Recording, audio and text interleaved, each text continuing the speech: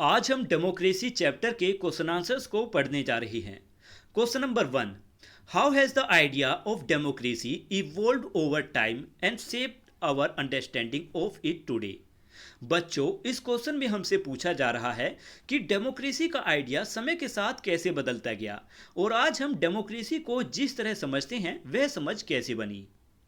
Answer है कि democracy का आइडिया हमेशा एक जैसा नहीं था, समय के साथ इसमें बदलाव आते गए। पुराने समय में डेमोक्रेसी सभी लोगों के लिए नहीं थी, यानी केवल कुछ चुनिंदा सिटीजन्स को ही गवर्नमेंट के फैसले लेने में अधिकार था। धीरे धीरे ज़्यादा लोगों को वोट देने का अधिकार मिला और गवर्नमेंट के कामों में हिस्सा लेने का मौका भी मिलने लगा। आज डेमोक्रेसी का मतलब है कि सभी अडल्ट सिटीजन यानी 18 और 18 साल से ज़्यादा के लोगों को बिना किसी भेदभाव के समान वोट अधिकार मिले। लीडर्स को फ्री और फेयर इलेक्शंस के द्वारा चुना जाता है। देश में रूल ऑफ लॉ का पालन किया जाता है, यानी कानून सबके लिए बराबर होता है। हर नागरिक के फंडामेंटल राइट्स की रक्षा की जाती है। गवर्नमेंट अपने कामों के लिए जनता के प्रति जिम्मेदार होती है। अगर गवर्नमेंट अच्छा काम नहीं करती तो लोग अगले इलेक्शन में उसे बदल सकती हैं। Second question, what are the different forms of democracy and how are they practised in India and other parts of the world. बच्चों, इस क्वेश्चन में हमसे दो बातें पूछी गई हैं। What are the different forms of democracy, यानी डेमोक्रेसी के कितने और कौन कौन से फॉर्म्स होती हैं, और इंडिया और दूसरे देशों में इन फॉर्म्स को डेमोक्रेसी को किस तरह अपनाया और लागू किया जाता है। आंसर है कि डेमोक्रेसी के दो मुख्य फॉर्म्स होती हैं, डायरेक्ट डेमोक्रेसी और रिप्रेजेंटेटिव डेमोक्रेसी। डायरेक्ट डेमोक्रेसी में लोग अपने फैसले खुद लेते हैं, उनके लिए कोई रिप्रेजेंटेटिव फैसला नहीं करता। जैसे स्विट्जरलैंड में कुछ लोकल मैटर्स में लोग सीधे मिलकर फैसला लेते हैं। रिप्रेजेंटेटिव डेमोक्रेसी में लोग पहले अपने रिप्रेजेंटेटिव को वोट देते हैं, फिर वही रिप्रेजेंटेटिव जनता की ओर से फैसले लेते हैं। इंडिया में रिप्रेजेंटेटिव डेमोक्रेसी है और यहाँ पार्लियामेंट्री सिस्टम अपनाया गया है, यानी लोग अपने रिप्रेजेंटेटिव चुनते हैं और वे पार्लियामेंट में जाकर देश के लिए फैसले लेते हैं। दुनिया के कई देशों में भी रिप्रेजेंटेटिव डेमोक्रेसी अपनाती हैं, लेकिन उनका गवर्नमेंट सिस्टम इंडिया से अलग हो सकता है। Third question, what are the essential feature of a democracy and how do they extend beyond government institution. यानी डेमोक्रेसी की सबसे इंपॉर्टेंट फीचर्स कौन कौन सी हैं और ये डेमोक्रेटिक वैल्यू केवल गवर्नमेंट इंस्टीट्यूशन तक ही सीमित नहीं रहती, बल्कि गवर्नमेंट के बाहर हमारी रोजमर्रा की जिंदगी को में कैसे दिखाई देती हैं। तो चलिए अब इसका आंसर पढ़ते हैं। लिखा है कि डेमोक्रेसी की सबसे इंपॉर्टेंट फीचर्स में फ्री और फेयर इलेक्शंस शामिल है, ताकि चुनाव ईमानदारी और निष्पक्ष तरीके से हो सके। यूनिवर्सल अडल्ट फ्रेंचाइज, मतलब हर अडल्ट सिटीजन को वोट देने का समान अधिकार मिलता है। इक्वेलिटी, यानी डेमोक्रेसी में सभी लोगों को बराबरी का अधिकार मिलता है, किसी के साथ भेदभाव नहीं होता। द रूल ऑफ लॉ, देश में रूल ऑफ लॉ लागू होता है, यानी कानून सबके लिए बराबर होता है। प्रोटेक्शन ऑफ फंडामेंटल राइट्स, यानी हर नागरिक के फंडामेंटल राइट्स की रक्षा की जाती है। अकाउंटेबिलिटी, यानी गवर्नमेंट अपने कामों के लिए जनता के प्रति जिम्मेदार रहती है। एंड सिटीजन पार्टिसिपेशन, यानी नागरिक भी देश के कामों में पार्टिसिपेट कर सकती हैं। केवल गवर्नमेंट ही नहीं बल्कि लोगों की भागीदारी भी जरूरी होती है। आगे लिखा है, डेमोक्रेसी केवल गवर्नमेंट ऑफिस तक सीमित नहीं होती, यह हमें हर जगह समानता का व्यवहार करना सिखाती है। Respect, tolerance, cooperation and participation in school, family, work place and society. इसका मतलब है कि डेमोक्रेसी की वैल्यू लोगों को रोजमर्रा की जिंदगी में सही व्यवहार करना सिखाती है। Question 4, what are the challenges faced by Indian democracy. इस क्वेश्चन में हमसे पूछा जा रहा है कि इंडियन डेमोक्रेसी के सामने आज कौन कौन सी समस्याएं या चैलेंजेस हैं। साथ ही यह भी समझाना है कि ये चुनौतियां डेमोक्रेसी को कैसे इफेक्ट करती हैं। आंसर है कि इंडिया की डेमोक्रेसी के सामने कई तरह की चैलेंजेस हैं, जैसे करप्शन। करप्शन यानी जब कोई व्यक्ति अपने पद या अधिकार का गलत इस्तेमाल करके तरीके से फैसला उठाता है, गलत तरीके से फैसला उठाता है। पुअर्टी यानी गरीबी भी एक बड़ी चुनौती है, क्योंकि गरीब लोगों को कई बार अपनी जरूरत और अधिकारों का पूरा लाभ नहीं मिल पाता। इनइक्वालिटी, इनइक्वालिटी का मतलब है कि सभी लोगों को बराबर अवसर का समान व्यवहार नहीं मिलता। कम्युनलिज्म, कम्युनलिज्म का मतलब है धर्म के आधार पर लोगों के बीच भेदभाव या झगड़े होना। इससे समाज में एकता कमजोर होती है। कास्ट डिस्क्रिमिनेशन यानी जाति के आधार पर लोगों के साथ भेदभाव करना। डेमोक्रेसी में सभी नागरिक बराबर होते हैं, इसीलिए ऐसा भेदभाव गलत है। Next, misuse of money and power during election. अगर चुनाव के समय पैसा या ताकत का गलत इस्तेमाल किया जाए तो चुनाव निष्पक्ष नहीं रहते। फेक न्यूज़ यानी गलत या झूठी जानकारी फैलाना, ऐसे लोग भ्रमित हो सकती हैं और गलत फैसला ले सकती हैं। लो पॉलिटिकल अवेयरनेस, अगर लोगों को अपने अधिकारों, कर्तव्य और राजनीति की सही जानकारी नहीं होगी तो वे सही तरीके से डेमोक्रेसी में हिस्सा नहीं ले पाएंगे। एंड डिले इन जस्टिस, अगर लोगों को न्याय मिलने में ज़्यादा देर लगे तो यह डेमोक्रेसी के लिए एक बहुत बड़ी चुनौती है। Next, strengthening democratic institution. इन चुनौतियों को कम करने के लिए डेमोक्रेटिक इंस्टीट्यूशन को और मजबूत बनना चाहिए। इंश्योर ट्रांसपेरेंसी यानी हर काम में ट्रांसपेरेंसी होनी चाहिए ताकि सभी काम ईमानदारी से हो सके। Promote in education and encourage active citizen participation can help overcome this challenges, यानी एजुकेशन को बढ़ावा देना चाहिए ताकि लोग जागरूक बने और अपने अधिकारों और जिम्मेदारियों को समझ सके, और नागरिकों को देश के कामों में हिस्सा लेना चाहिए। इससे डेमोक्रेसी और मजबूत होगी और इन चैलेंजेस को दूर करने में मदद मिलेगी। नेक्स्ट है question and activity. Question first, read the passage and answer the question that follow. Passage आप बुक में देख लेना। क्वेश्चन है what which democratic values are reflect in this situation. Answer है कि इस the democratic value reflected are discussion, participation, voting, majority rule, equality and respect for different opinions. Answer का मतलब है कि इस पैसेज में डिस्कशन यानी चर्चा, भागीदारी, वोटिंग, मेजॉरिटी रूल यानी बहुमत फैसले, इक्वालिटी यानी समानता और दूसरों की राय का सम्मान जैसी डेमोक्रेटिक वैल्यूज दिखाई देती हैं। फैसला लेने से पहले हर सदस्य को अपनी राय रखने का समान अवसर मिलता है, यही डेमोक्रेसी की एक इंपॉर्टेंट फीचर है। Next question, how does voting help resolve difference of opinion. इस क्वेश्चन में पूछा जा रहा है कि जब लोगों की राय अलग अलग होती है तब वोटिंग उन मतभेद को कैसे सुलझाने में मदद करती है। आंसर है कि वोटिंग सभी लोगों को अपनी पसंद और अपनी राय निष्पक्ष तरीके से बताने का अवसर देती है। जिस ऑप्शन को सबसे ज़्यादा वोट मिलते हैं उसी को स्वीकार किया जाता है। इससे मतभेद बिना झगड़े के शांति और लोकतांत्रिक तरीके से सुलझ जाते हैं। Next, why is the majority decision important in democracy. मतलब डेमोक्रेसी में ज़्यादा वोट मिलने को ही इतना इम्पोर्टेंट क्यों माना जाता है। आंसर है मेजॉरिटी डिसीजन इम्पोर्टेंट है क्योंकि यह ज़्यादा लोगों की पसंद और राय को दिखाता है, इसलिए फैसले निष्पक्ष तरीके से लिए जाते हैं। साथ ही डेमोक्रेसी के प्रिंसिपल्स का पालन होता है और लोगों के बीच एकता भी बनी रहती है। Next question, mention responsibilities of elected representative after a decision is made.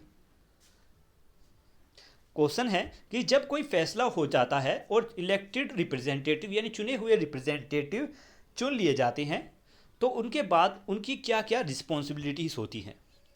Answer है कि जब कोई फैसला हो जाता है तो चुने हुए रिप्रेजेंटेटिव्स को उस फैसले को ईमानदारी से लागू करना चाहिए। उन्हें केवल कुछ लोगों के लिए नहीं बल्कि सभी लोगों की भलाई के लिए काम करना चाहिए।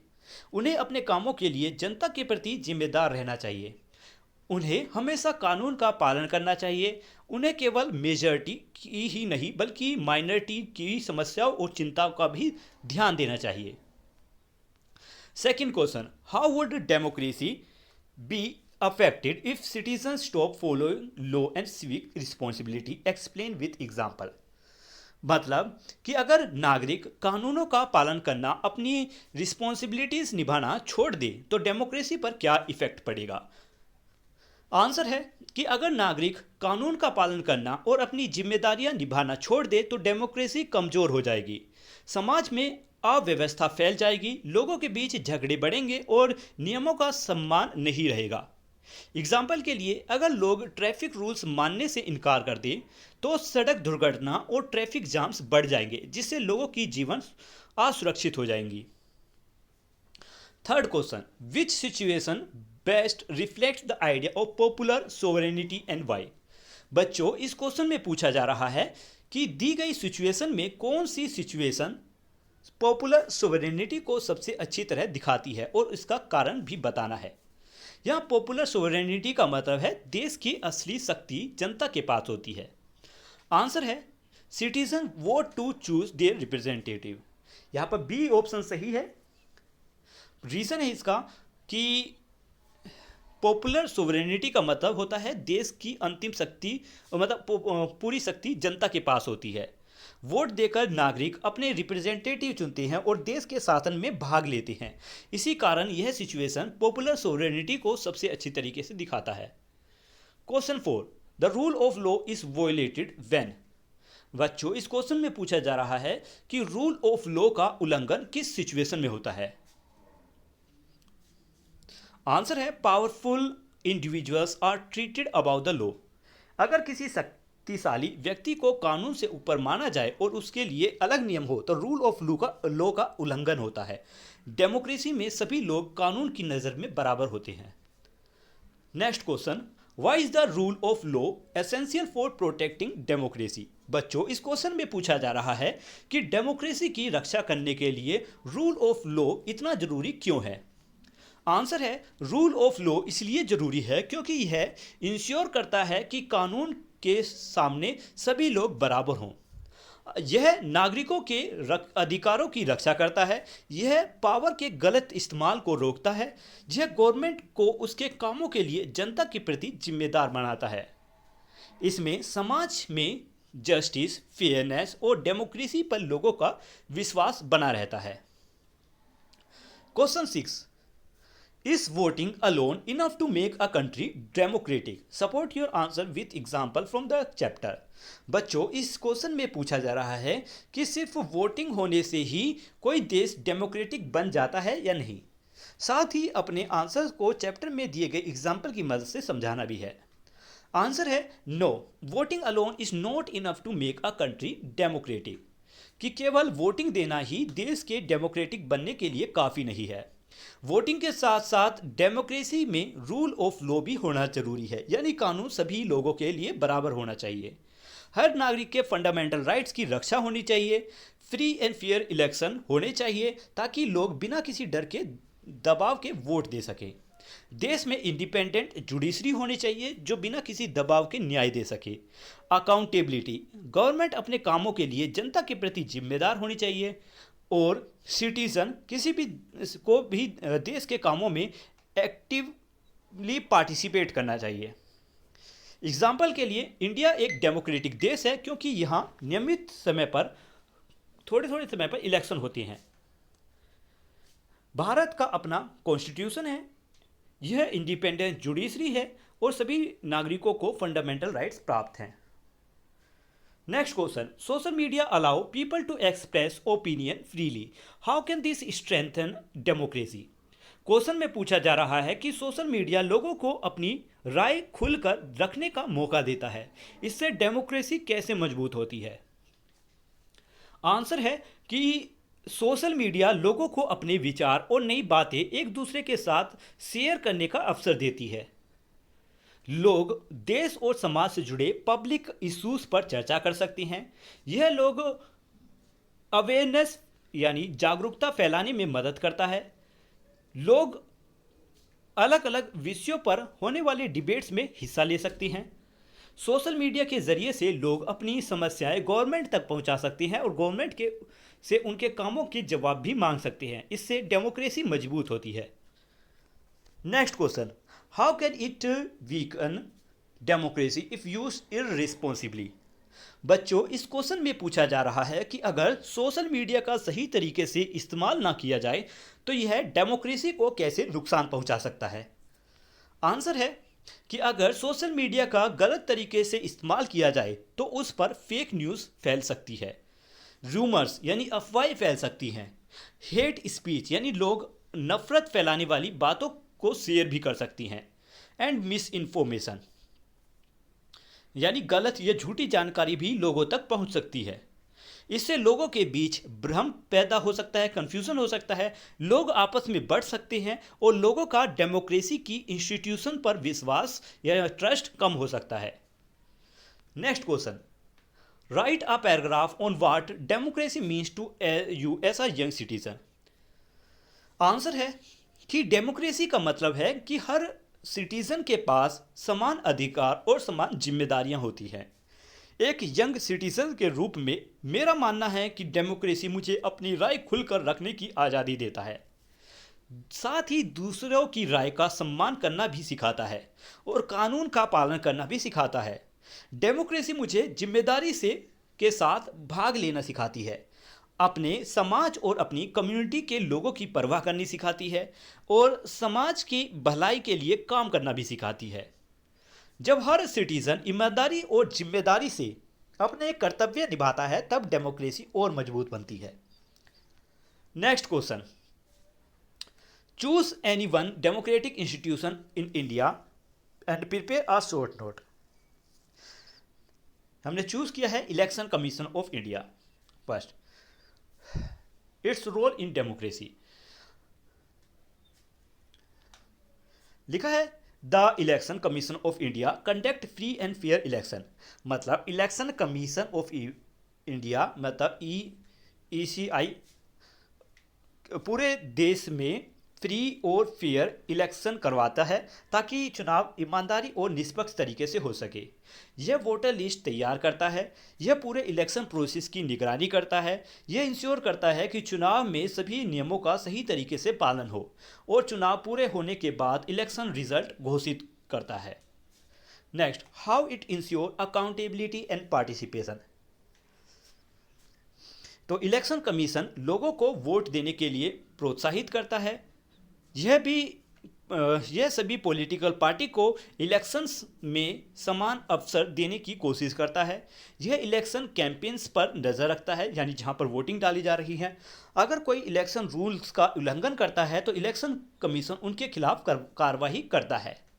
इससे गवर्नमेंट और पॉलिटिकल पार्टीज अकाउंटेबिलिटी रहती है, मतलब जवाबदेही रहती है, निगरानी में रहती है और लोगों की भागीदारी भी बढ़ती है। Next question, what role does the constitution play in strengthening democracy in India. Question पूछ रहा है कि इंडिया का संविधान डेमोक्रेसी को मजबूत बनाने में क्या भूमिका निभाता है। आंसर है कि संविधान इंडियन डेमोक्रेसी की फाउंडेशन है, यानी नींव है। इसी के आधार पर देश चलता है। इट गारंटीज फंडामेंटल राइट्स, यानी यह सभी नागरिकों को फंडामेंटल राइट्स की गारंटी देता है। यह गवर्नमेंट की पावर्स और जिम्मेदारियों को तय करता है। यह रूल ऑफ लॉ की रक्षा करता है, यानी कानून का शासन बनाए रखता है। यह सभी लोगों को के लिए इक्वलिटी और जस्टिस इंश्योर कराता है। यह ऐसा सिस्टम है जिसमें गवर्नमेंट का कोई भी ऑर्गन अपनी पावर का गलत इस्तेमाल ना कर सके, सभी एक दूसरे पर निगरानी रखते हैं। इस प्रकार कॉन्स्टिट्यूशन डेमोक्रेसी और सभी नागरिकों की अधिकारों की रक्षा करता है। Next question, what challenges do you think democracy in India faces today. इस क्वेश्चन में पूछा जा रहा है कि आज के समय में इंडियन डेमोक्रेसी किन किन चैलेंजेस का सामना कर रही है। आंसर है some major challenges face by Indian democracy are corruption. कि इंडियन डेमोक्रेसी में एक बड़ी चुनौती corruption, poverty, inequality, caste discrimination, communalism, misuse of money, fake power. ये दोबारा से क्वेश्चन रिपीट हुआ है जिसे हमने पहले ही द बिग क्वेश्चन वाले क्वेश्चन नंबर 4 में पढ़ लिया था। नेक्स्ट पढ़ते हैं thinking based question. Why is it important that the ultimate source of power rests with the power in people in democracy? बच्चों, इस क्वेश्चन में पूछा जा रहा है कि डेमोक्रेसी में पूरी पावर जनता के पास होना क्यों जरूरी है, ज़्यादा पावर जनता के पास होना क्यों जरूरी है, यानी डेमोक्रेसी में लोगों के पास ही सबसे बड़ा अधिकार क्यों होना चाहिए। इसका जवाब है ये इसलिए इम्पोर्टेंट है क्योंकि डेमोक्रेसी पॉपुलर सोवरेनिटी के प्रिंसिपल पर आधारित है, जिसका मतलब है कि देश की असली शक्ति जनता के पास होती है। जनता चुनाव के जरिए से अपने रिप्रेजेंटेटिव को चुनती है। अगर रिप्रेजेंटेटिव अपना काम ठीक से नहीं करते तो लोग अगले इलेक्शन में उन्हें बदल सकती हैं। इससे गवर्नमेंट हमेशा जनता के प्रति जवाबदेह रहती है। यह लोगों के अधिकारों की रक्षा करता है और गवर्नमेंट पूरे देश की भलाई के लिए काम करती है। Second question, how does people participate through voting strengthen popular sovereignty. इस क्वेश्चन में पूछा जा रहा है कि वोटिंग में लोगों की भागीदारी किस तरह पॉपुलर सोवरेनिटी को मजबूत बनाती है, यानी जब लोग वोट देते हैं तो इससे जनता की शक्ति कैसी और मजबूत होती है। जवाब है इसका कि जब लोग वोट देते हैं तो इससे पॉपुलर सोवरेनिटी मजबूत होती है, क्योंकि इससे सिटीजन्स अपने रिप्रेजेंटेटिव को खुद चुनते हैं और गवर्नमेंट को बनाने साथ ही उसके कामों पर अपना प्रभाव डालते हैं। हर वोट की सम्मान कीमत होती है। इससे लोगों को फैसले लेने की प्रोसेस में सीधा डिसीजन मेकिंग में सीधा भाग लेने का अवसर मिल जाता है। इससे गवर्नमेंट लोगों के प्रति जिम्मेदार रहती है और गवर्नमेंट के फैसलों में बहुमत के लोगों की इच्छा दिखाई देती है, यानी जिन्होंने ज़्यादा वोट की है उनकी फैसले दिखाई देती हैं। नेक्स्ट है think based question 3, what do you think would happen if the same organ of the government made law implement them and enforce them.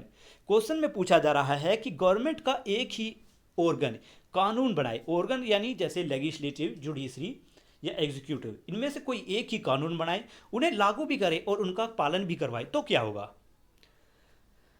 जवाब है अगर गवर्नमेंट का एक ही ऑर्गन लॉस बनाए, कानून बनाए, तो उन्हें खुद ही लागू करे और उन्हें कानून का पालन भी खुद ही करवाए, तो इससे वह अपनी पावर का गलत इस्तेमाल कर सकता है।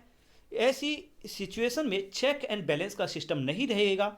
इससे गलत और पक्षपात फैल सकता है, करप्शन बढ़ सकता है और नागरिकों के अधिकारों का उल्लंघन हो सकता है। इसीलिए लेजिस्लेचर, एग्जीक्यूटिव और जुडिशरी के काम अलग अलग रखे गए हैं ताकि निष्पक्षता बनी रहे और डेमोक्रेसी सुरक्षित रहे। Fourth question, explore and discuss the contribution of eminent Indian leader who work towards strengthening grass root democracy.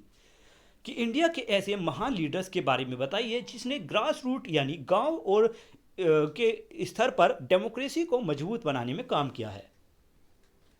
जवाब है कि इंडिया के कई लीडर्स ने लोकल सेल्फ गवर्नमेंट को बढ़ावा देकर गांवों में रहने वाले लोगों के अधिकारों की रक्षा करके ग्रास रूट डेमोक्रेसी को मजबूत बनाया। चौधरी चरण सिंह ने किसानों की भलाई के लिए काम किया और गांवों में रहने वाले लोगों की समस्याओं को सामने रखा। बाबू जगीवम राम ने सामाजिक भेदभाव के खिलाफ काम किया और समाज के कमजोर लोगों के अधिकारों की रक्षा के लिए कोशिशें की, मतलब प्रयास किया, स्ट्रगल किया। नेक्स्ट है बलवंत राय मेहता ने पंचायती राज सिस्टम की सिफारिश की। इससे गांव के लोगों की लोकल गवर्नमेंट में भागीदारी बढ़ी। इन सभी लीडर्स ने, लास्ट लाइन लिखी है कि इन सभी लीडर्स ने लोगों की लोकल लेवल पर भागीदारी बढ़ाकर, समानता को बढ़ावा देकर और गांवों के विकास के लिए काम करके डेमोक्रेसी को और मजबूत बनाया। तो आज की ये वीडियो यहीं पर कंप्लीट होती है। मिलते हैं अगली वीडियो में एक नए चैप्टर के साथ। तब तक के लिए बाय बाय।